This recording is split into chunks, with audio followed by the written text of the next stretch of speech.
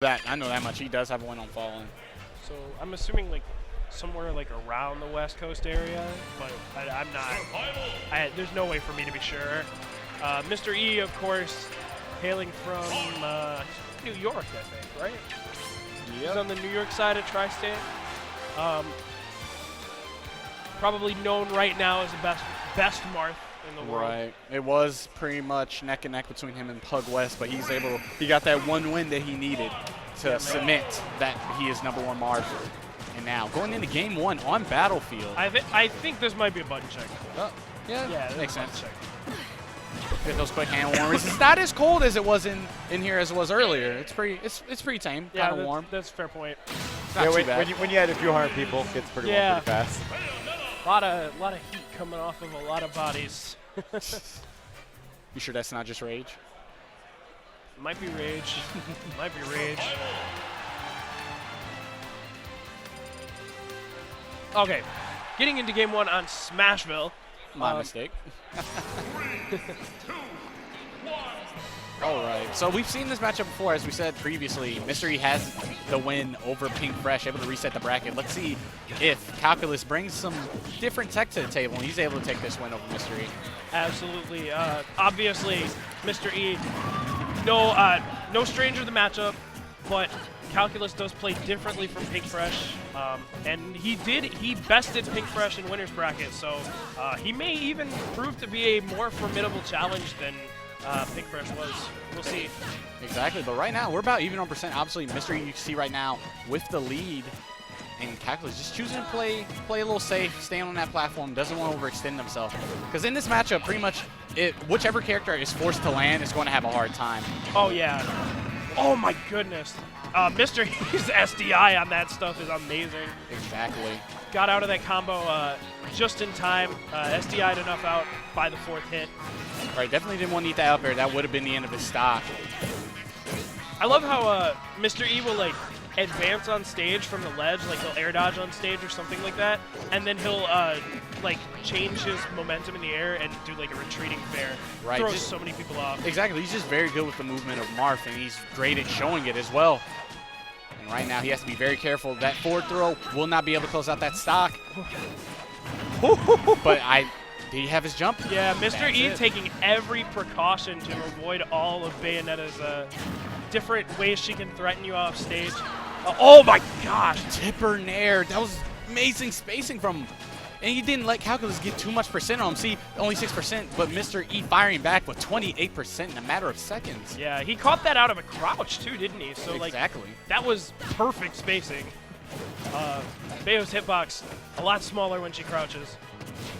And you just know, that's matchup knowledge coming out from Mr. E. He knows what he's doing in this matchup. Oh, yeah. And you see Calculus, he's just trying to run away and pretty much reestablish neutral, but Mr. E is staying in his face right now. Yeah, he's really just like, oh my gosh. That's really smart, actually, going for the counter against the afterburner kicks, because that's like the most common way that Bayonettas will recover, though. Go low, side B, up B. And as you see just right there, Calculus showing what I'm trying to say. Yeah.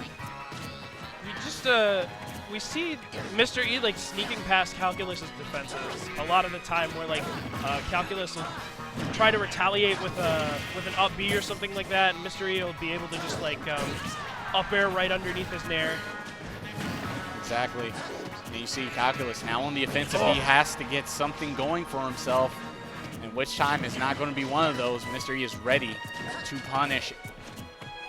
Yeah. Oh my gosh, Tipper back air is so strong, and that cross-up was brilliant. I don't think Calculus expected that at all. And right there, you're seeing these punishes coming out from Mr. E. Uh-oh. He has to be very careful. Oh no, not like this. Up air, very good option right there. If he tried to go for the up B, that obviously would have whiffed because of how low Mr. E was SDI, but that back air, able to close out that last stock. He's able to take game 1 over Calculus. Yeah, Bayonetta is one of those characters that like, she likes to jump a lot, right? So Mr. E is being very keen on his anti-airs and just spacing every move that he throws out in the air like, really well, so that every time Calculus jumps, he's going to pay for it. Exactly. Exactly. Yeah, that that like scares Calculus, I think, because Calculus may not be as comfortable playing on the ground, but he may have to play a little bit more grounded if he wants to win this set. We'll see. Most definitely. And we're going to game 2. On to Duck Hunt. Second time I'm seeing the stage. Been counterpicked to. Not necessarily a bad stage, but just honestly, I don't see a counterpick to that often. Only if one of the players are using an obscure character that you don't see too often. And right now, oof, 77%. It's only been 20 seconds. Now it's a 91. Calculus is playing out of his mind right now. Yeah. So earlier we saw Mr. E like kind of just constantly finding holes in Calculus's play, where he would always like sneak past what Calculus was doing and kind of follow up with stray hits of his own. But Calculus is doing a lot better of just keeping it together this game. And exactly. I can see why he chose this stage. It's a much larger stage, so now he can use, oh my goodness, the counter. Oh my goodness. My gosh. The rage to his advantage with that counter, and he just closed that stock. He was in it, but like 60, 70%? Yeah, he went super deep for that, but he needed to be that close to the blast zone for that to kill. That was brilliant from Mr. E. It's amazing, amazing awareness. And right now, again, we see Calculus was back against the wall. He was doing amazing, and that one mistake costed him. Yeah, I mean, this game is very unforgiving sometimes, and that is a perfect example of that. But Bayo, definitely an unforgiving character herself. And, exactly. He is most definitely still in this, but right now he has to close out this stock. Does not want to get any more percentage. Yeah, very true. Any more percent that Mr. E puts on is just extra credit at this point. He's done more than enough for this stock. And, exactly. My man's sitting on an A- right now, having him at 91%. He's looking for that A+. Is he going to get it? That is the question. He's just shooting him right now. You see Patient. He has his back against the wall. There's not much he can do. He's not using Witch Time because he's afraid of it, afraid of whiffing and getting punished, but he's above 100 now. He's got actual extra credit. Actual extra credit. It's a perfect score. Oh, no, not able to get that up here like he wants. Yeah, Calculus kind of reaching for pretty much anything he could maybe get to end this stock. I feel like he feels kind of unsure of himself now. Because, See right there, it's whoever, like you saw, he's having trouble landing, and that's just, and you see Mr. E just capitalizing off of that. Yeah, and he just did that so well throughout the entire set.